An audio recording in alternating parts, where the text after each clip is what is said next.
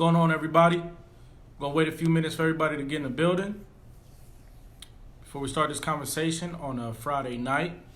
And I'd like to share a few thoughts with you. Want to share a few thoughts and have a conversation with you guys, if that's all right. Hey, cuz, what's up, Tiffany? DeMario, what's going on? DeMario, my guy, taking care of yourself, man. That's what's up. That's respect and peace, man. Like I said on the last video, I don't really like waiting for, sending out invitations and stuff like that. I like to be candid. And with that being said, I'm gonna be courteous, give a couple minutes, and then we're gonna get straight into a brief message for the night.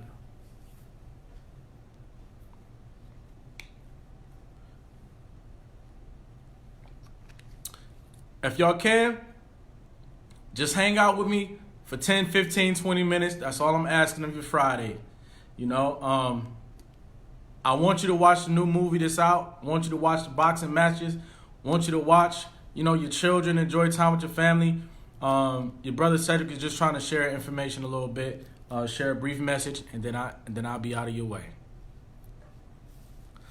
As we get started, there's a time in my life when, and I think everybody goes through this time where you're kind of like in the early stages of adulthood, and you might be in college, you might be of college age, and all you really need in your life at that time is cash and vitamins. It's not that complicated. You know what I mean? So I decided to put that on a t-shirt today. And when I was walking around at the mall with this t-shirt on, I was noticing a lot of people was reading my shirt. A lot of people was reading the shirt, and it registered in their mind, and they kept it moving. But a lot of people took notice. A lot of our young people out here, young adults, they might look like they have a whole lot of different issues. Some of those young people, they just need cash and vitamins. Get them a bottle of Moringa capsules or Moringa powder, and send them $100, man, or $200. That's all a lot of our young people need out there is cash and vitamins. Griff, what's going on, Griff? Yeah, I remember you, man. That's why I friended you on Facebook, man. I want to reconnect. You was a good dude, and I'm sure you still got you doing some good things today, man. You're a funny brother. You got a great head on your shoulders, and I'm glad to reconnect with you. We get ready to get started with this message in a minute. I don't know why it looks like the number of viewers, it goes up and then it goes down. Like people tune into the live and then tune out before they even hear what I'm talking about. I don't do that to you. I'm just playing.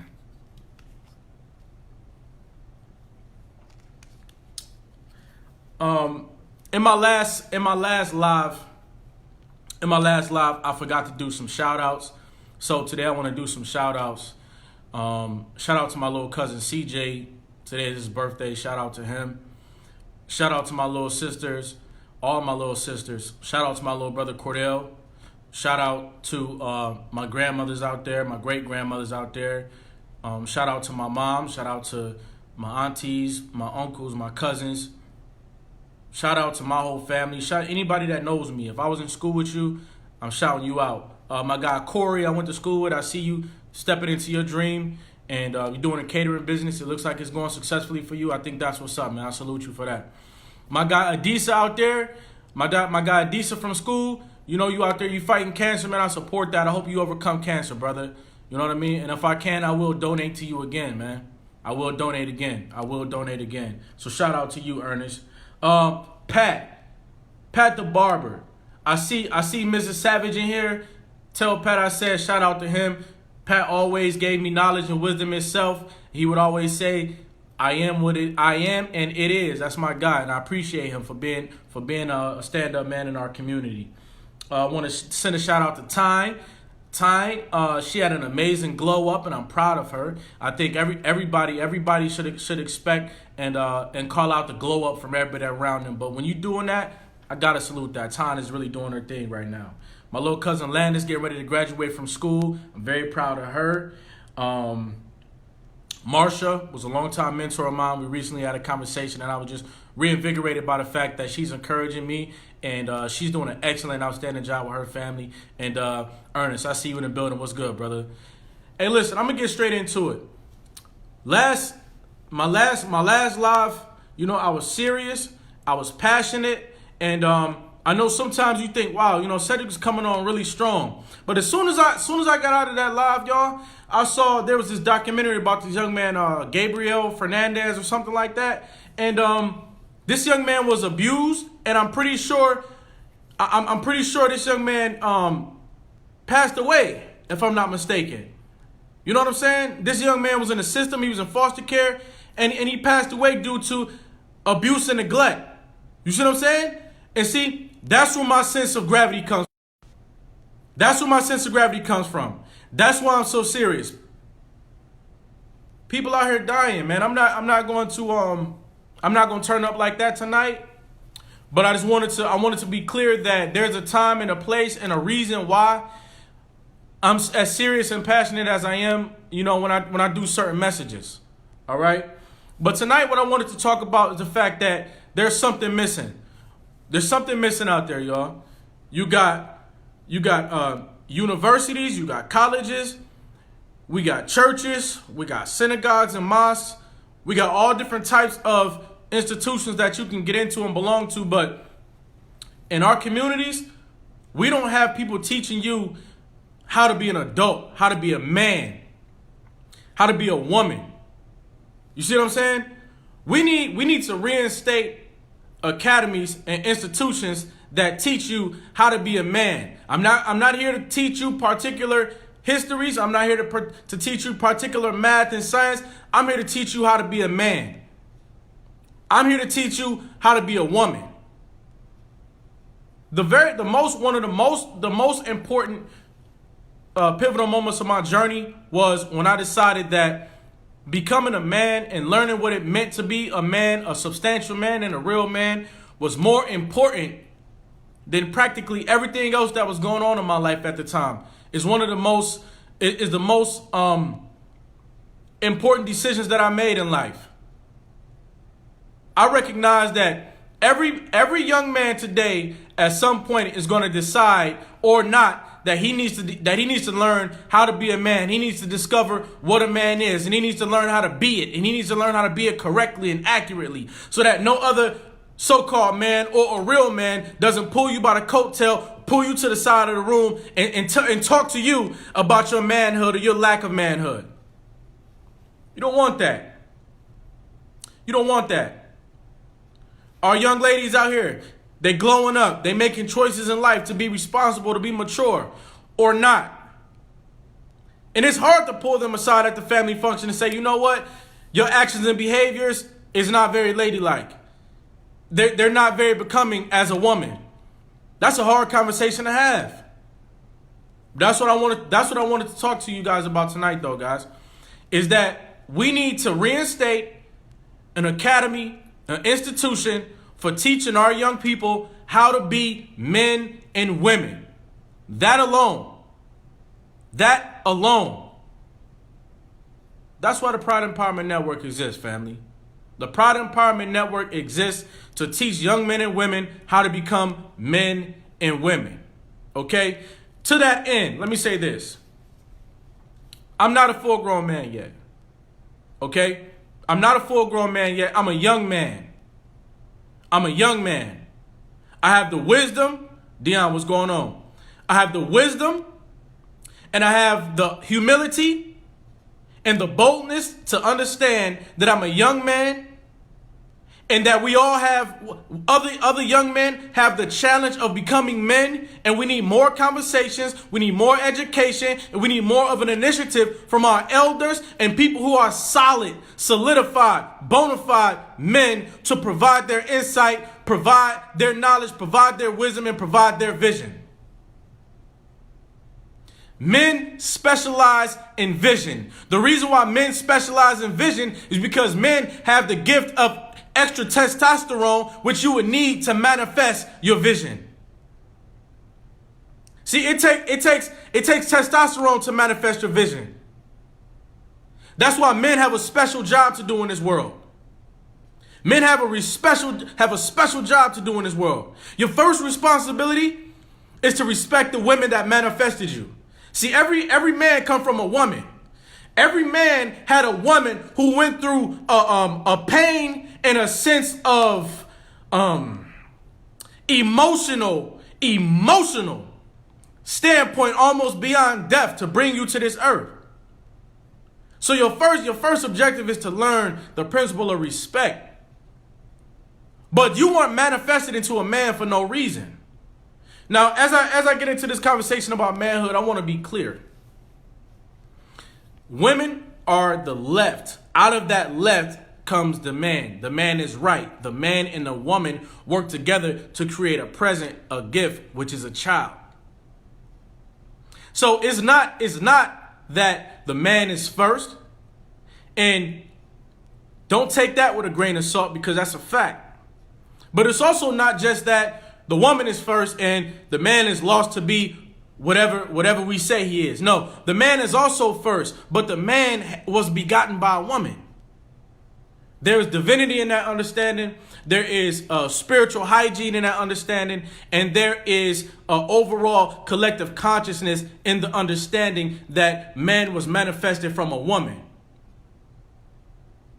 So let me be clear about that. But in layman term and in real life, young men are out here trying to figure out how to become men, and we don't have that institution.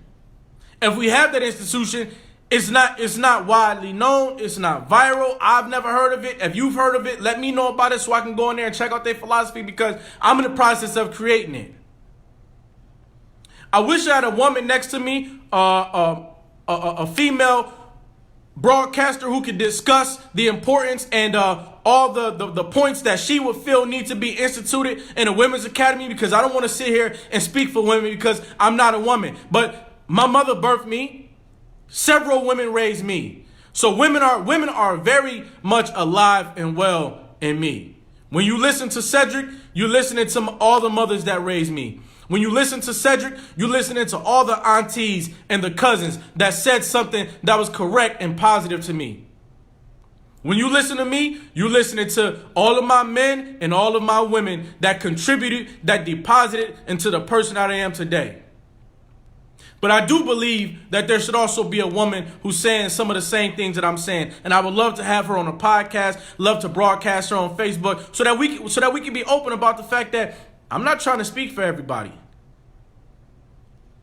I'm speaking from my perspective about what I think is a solution for all the people I love. But I'm not trying to be the end all be all. You understand? I am me, I'm myself. We need an institution. We need a body of information that is dedicated to teaching you how to be a man, teaching you about accountability, teaching you about initiative, teaching you about creativity, teaching you about your responsibility for your intellect.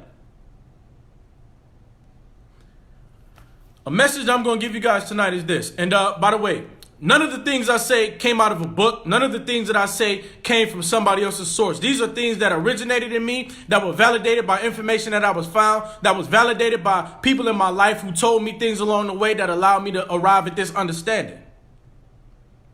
But we're not ambidextrous.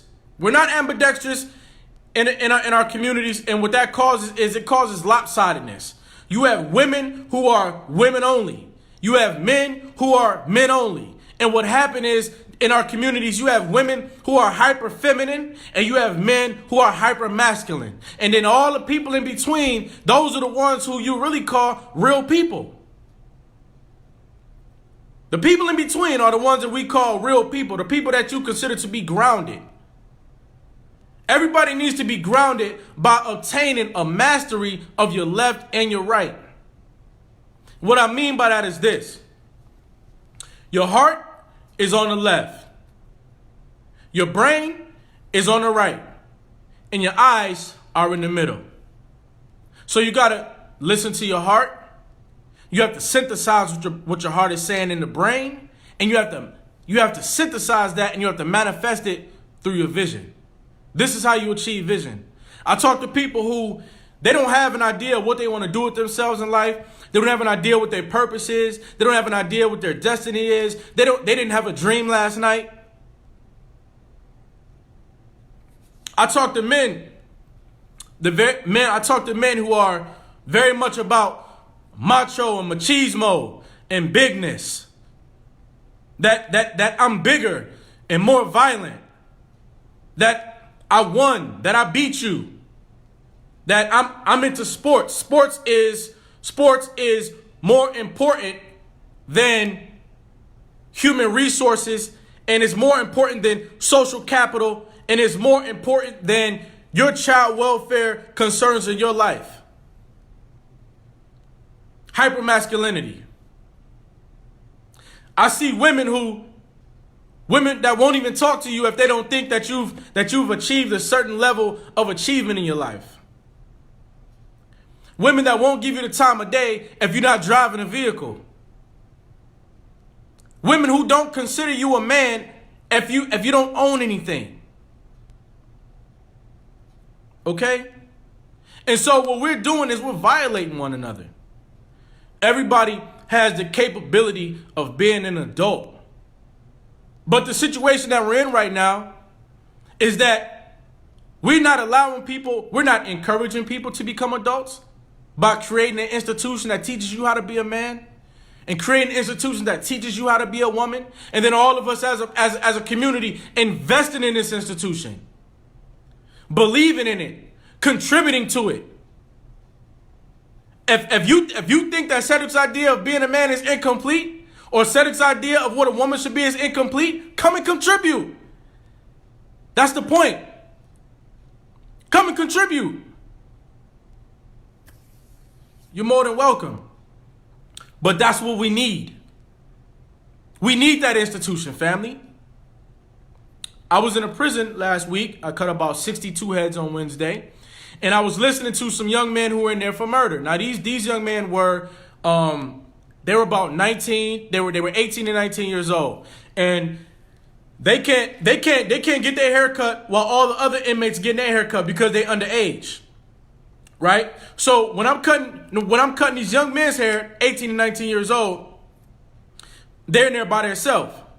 And so they were talking to the CO, and the CO was asking them, why are you in jail? He said, oh, I killed somebody. I got somebody out of here.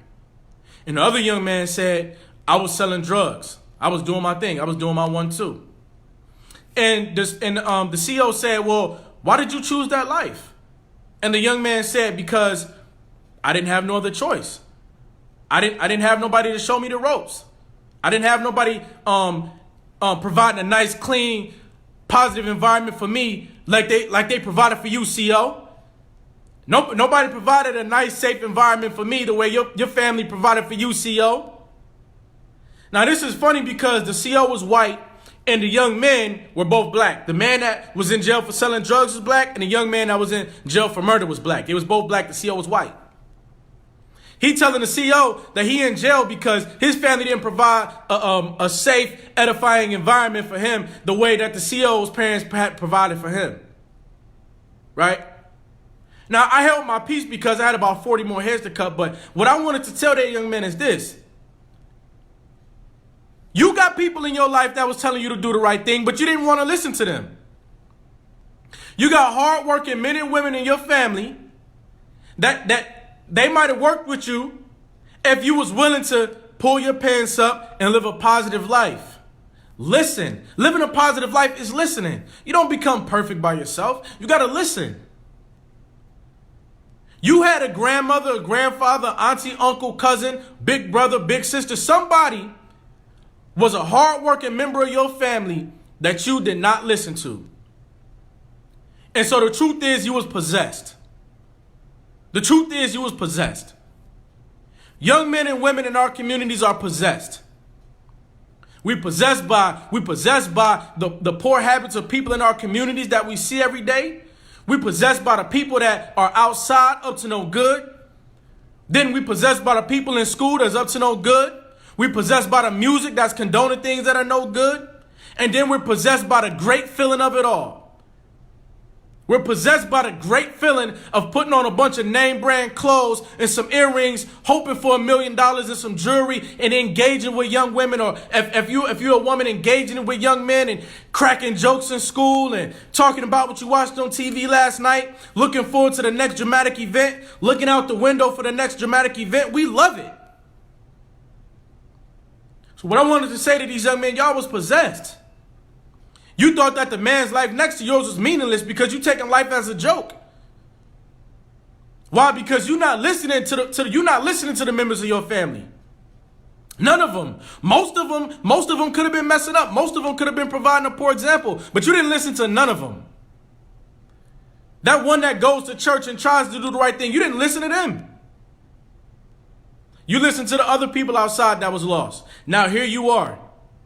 You killed somebody. You sold drugs, landed yourself in jail. Now you want to tell this white CO he doesn't understand your life, and you want to tell him he doesn't know what it's like to not have somebody providing an uplifting, safe environment for him, and that's why you chose to do the things that you do. You're not even keeping it real after you get locked up, family. After you go to jail, you still not gonna keep it real. Now let me tell you this.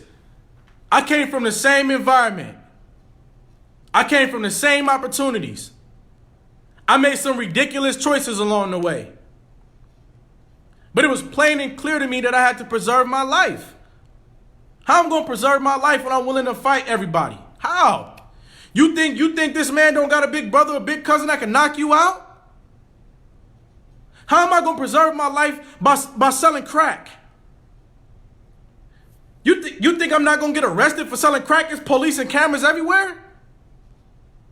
How am I going to preserve my life by robbing and stealing? Anybody I know, any adult I know that somebody robbed them or stole from them, they planning on killing that person. How am I going to preserve my life by ignoring the realities of everybody else and just going to school and getting my degree and living happily ever after? How is that going to preserve my life when I'm going to end up at the gas station with a young man that got a gun, and because I look clean and I have a collar on and I look specifically okay and he puts a gun to my face, he's not going to listen to me when I say I made positive choices in my life. Check me out. Listen to me. Go to my website, motivatefosterkids.com. You see the scar on my face, family? He gonna bust you in the nose with the gun. That's what he's gonna do. So how am I preserving my life? By not speaking out. How am I preserving my life? By not deciding to be upfront and to speak out to my community. How is that? How is any of those options preserving my life? So we all play a role in this. We all play a role in it. Everybody.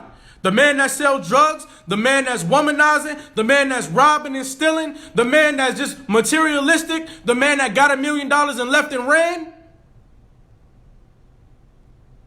Everybody plays a part in our young community being a community of demons. Gotta put it in these terms, y'all. Because when I say it like that, it makes the most sense. See, I'm not going to pick a symptom. I'm not going to say our community, oh, they suffering from PTSD.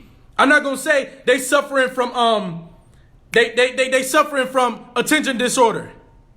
I'm not going to say they suffering from this or they suffering from that. No. They're possessed. They're not suffering from nothing. They know full well what they're doing. They're making deliberate, conscious choices.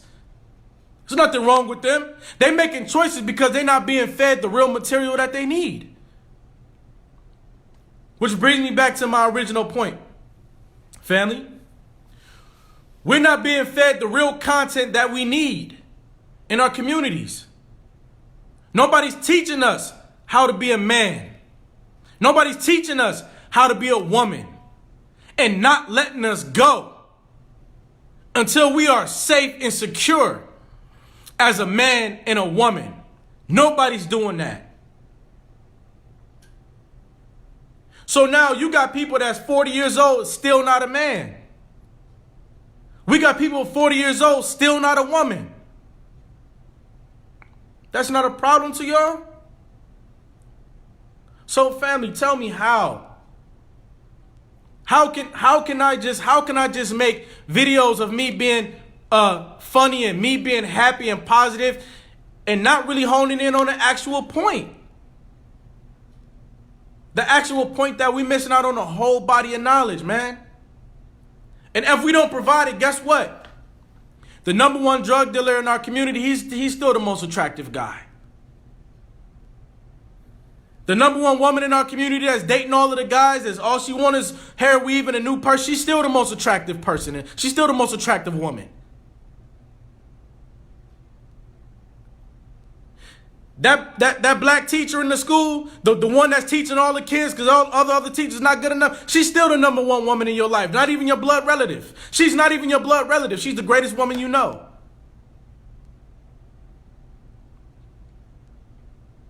That man that you have to call to come over to your house and fix your lights, fix your toilet, fix your walls. You might even have a man in the house, but you got to call the man down the block to come in. Fix your house. You living right next to a man. You go to church. It looks like the preacher, the only man you know, only preacher in your only man in your whole community is the preacher. So I'm tired of the singularity, family. I'm tired of the 1 out of every 1,000 is an actual man. 1 out of every 1,000 is an actual woman. I'm not okay with that. You shouldn't be okay with that either. That's why I created the Pride Empowerment Network. So that we could develop a way to build young men into men, solid, grown men. I needed it, and that's why I'm providing it. We're creating a Pride Empowerment Network so that young women can become full-grown, bona fide, mature, caregiving, put meat on your bones, put vitality in your soul, nourish your mind, straighten your spine out, put you out there to manifest a greater community, women. That's what the Pride Empowerment Network is designed to do, family. So, one thing that I want to bring to our attention, family, is everybody's consciousness are connected. This is why it's so important for me to reach out and make it plain how we need to make this a collective effort. Because if I get a phone call from you and you in jail and now you got to do years behind bars, that becomes a part of my consciousness. Now I feel like part of me is in jail too now because you are part of my consciousness. Not even about if I care so much, if I'm losing sleep so much. It's a part of my conscience to know that you in jail. You know what? It feels weird to me walking into these places, seeing hundreds of men in jail, and then walking back out. It hurts, man. It's not cool. It hurts me when I go to the shelter and it's women in there. Women in there with their children. Women that all they need is cash and vitamins. Do you know that the food in the shelter is terrible? Do you know that food stamps and general welfare is not enough? So when our family is left out there to pull themselves up by the bootstraps, they're dealing with a deficit for years. And if they don't overcome that deficit, they die. If you don't overcome the deficit of being on the street, welfare is not enough. The food is terrible if you have to start off at a shelter. The deficit is ridiculous, family. So what I'm saying is everybody's consciousness is connected. It's not okay. It's not okay for our family to just have to go down to the shelter. It's no room for you here. Go down to the shelter. I'm speaking from experience. The shelter is disgusting, family. The food is as if not edible. The welfare is as if not feasible for the furtherment and enhancement and edification of your life. The prospect of you going to jail just because you're homeless is ever present, family. When you get in jail, the air is nasty. The air is nasty. Your dignity, your integrity is snatched. And in both of these environments, you definitely don't have elders speaking true knowledge of self about here's how you become a man, here's how you become a woman, because everybody's so deep trapped into survival mode that there's a cutthroat mentality. Let's talk about right here in the middle. Right here in the middle. We got space and opportunity to make our family and our community a totally different thing. And yet we're not. So some of our family members' lives right now, even though they're not in a shelter, even though they're not in jail, their life is disgusting. And let me tell you something, that's everybody's problem. It's everybody's problem because everybody's consciousness is connected. Your children is going to interact with my children one day. I want you to be able to touch and agree and work with my family, work with my children. Fred Logan's father, Fred Logan Sr., shout out to my guy Fred in Cincinnati. His father once taught us that the most dangerous man in the world is a hungry man. The most dangerous man in the world is a hungry man. I don't want my children to be around hungry men. So if I can, I'll feed you. But right now I'm raising awareness that we need to have a positive impact on everybody in our community so that we can change the face of our community. Let me tell you another thing. Sam, what's going on, Sam? I ain't talked to you in forever, man. It's funny how you never know what day is going to be the last day that you see somebody, that you speak to somebody, that you interact with them. So Sam, that's my guy. What's up, Sam? But let's go back to vision for a minute. Because right now we have a deficit of vision in our communities. The reason why we have a deficit of vision in our communities is because there's not enough people sharing their perspective, and then there's not enough people who are willing to listen to other people's perspectives. Like I said before, vision occurs inside of the head. It's the gift of God that we think that when you look out and you see everybody in the same room, that we're all seeing the same room. That's a gift from God that you believe that. See, but foster care, growing up with isolation, marginalization, or being neglected, or being abused, or being mistreated, or being misunderstood, it shows you that no, everybody don't see the same room I see. We're not all seeing the same thing. We're not. So that's a gift, family. That's a gift. If you could go into a room and see that all of us have vision, and you really believe that we're all seeing the same room, that's a utopic perspective. The reality is that nobody's seeing the same room. That's why it looks like nobody's watching this live right now. A lot of people not seeing it the way I'm seeing it. They think I'm bugging out at 9:24 at night. Cedric on there bugging out. He's wilding out. Nah, man. I'm making it clear. We can't see, family.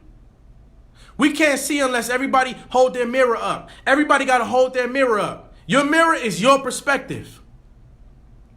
When everybody starts holding their mirror up because they're sharing their story, they're sharing their perspective, what they think about life, what they think a man is, what they think a woman is, so that the young people can see that and hear that, so I can see that and hear that. Then we can see our community.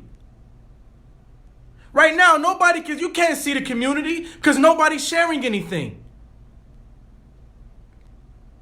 My challenge has been and will be for you to share your vision, family. Get in touch with me. Become a part of the Pride Empowerment Network. We can't see. Like I said, 1 out of 1,000 people is an actual man. 1 out of 1,000 people is an actual woman. That's a problem. That's a problem. We need to open the floodgates. We need to change that reality. We need to make it just like you can enroll in a university, just like you can pick up a Bible and go to church every day, just like you can go to the synagogue and a mosque, just like you can sit there and do yoga every day. There needs to be a building with a placard on the front that says, walk in here to learn how to be a man. Walk in here to learn how to be a woman. That's what we need. Also, let me take it back a second. The young men and women that end up in jail, because I cut women's hair in jail too. People that end up in jail, they change their perspective. They end up, 9 times out of 10, they end up changing their perspective. And they say, wow, I wish I had somebody to tell me this. I wish I had somebody to have this conversation with me. I wish I would have had somebody to teach me that. They don't keep the same mind forever. So you mean to tell me that you went through your whole life doing what you did only to land in jail to become a lawyer? Because now you're studying law to get yourself out of jail. You went through everything that you ever went through in these streets for you to lose your kids, for you to now become a social worker? Because now your family's in a foster care system. So you went through everything that you ever went through to get to the point where you working so much. Now you working so much that on your days off, you turn into a yogi? No, family, we need to do these things in the beginning. You need to be a lawyer and a social worker and a yogi in the first place. And that's what an institution would teach you about how to be a man and how to be a woman. You have to be grounded. I know it's getting late. We're gonna have more conversations about this in the future, family. And this is just another message along the way. If you tuned in, I appreciate you. If I was unclear, drop a comment, send me a message. Please like, share, and subscribe to this video. Like I said, I will be moving to YouTube soon, but I do find that Facebook is a place where a lot of people that know me exist, and I like to let people know that I'm here, man. I'm here. We're all growing up, and there are things that need to be stated. I'm going to state some of them. You're going to state some of them, and I respect and appreciate you for that. Santana, that's my guy. What's up, man? You always had a lot of character, man. You always been a leader and an individual, man. I see your creativity leading you to a millionaire lifestyle where you will end up giving back, like I'm talking about. Samuel, you're a great engineer. Cheyenne, I see you out there, and you're a great homemaker. You're a great woman in our community. You have a great heart. You have great intentions for the future. Keith, I see you out there. You have a great heart. You're a great community as well, great community member as well. My cousin Tiffany, I never forget our early conversations that led to one of the greatest discoveries in my life, which is that you my family, and I love you for that. Mr. Why Not, you never stopped your mission, man, and I appreciate you for that. Ernest, you mad strong out here. Griff, that's my guy. Griff, he's always been an individual, always will be. DeMario, you out there doing major things in the medical industry. I salute you and I respect you. Last words.